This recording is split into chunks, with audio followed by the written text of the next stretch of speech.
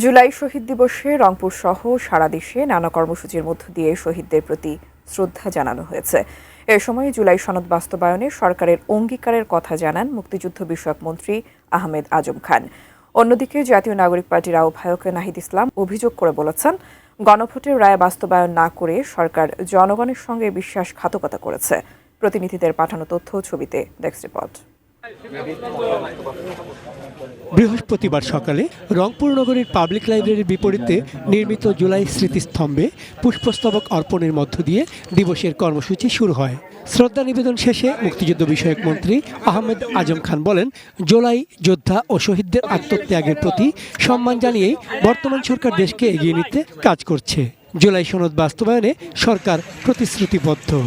এই আবু সাইদ, এই ওয়াসিম আকরাম সহ 1400 আমাদের যোদ্ধাদের শাহাদাত বরণের চেতনা হবে আগামী দিনে গণতন্ত্রকে সুসংহত করা, দেশটাকে সমৃদ্ধির পথে এগিয়ে নিয়ে যাওয়া।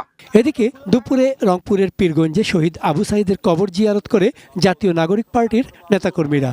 সেখানে দলের আহ্বায়ক নাহিদ ইসলাম বলেন, সরকার সত্যিকার অর্থে সংস্কার কার্যক্রম এগিয়ে নিলে বিরোধী দল সর্বোচ্চ সহযোগিতা করবে।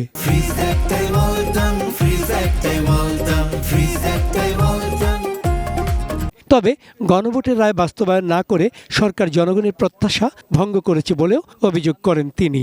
জুলাই সনদ গণভোটের রায়ের আলোকেই বাস্তবায়ন করতে হবে, তাদের নোট অফ ডিসেন্টের আলোকে বাস্তবায়ন করলে সেইখানে আমাদের কোনো সহযোগিতা তো থাকবেই না, আমাদের কোনো অংশগ্রহণও থাকবে না।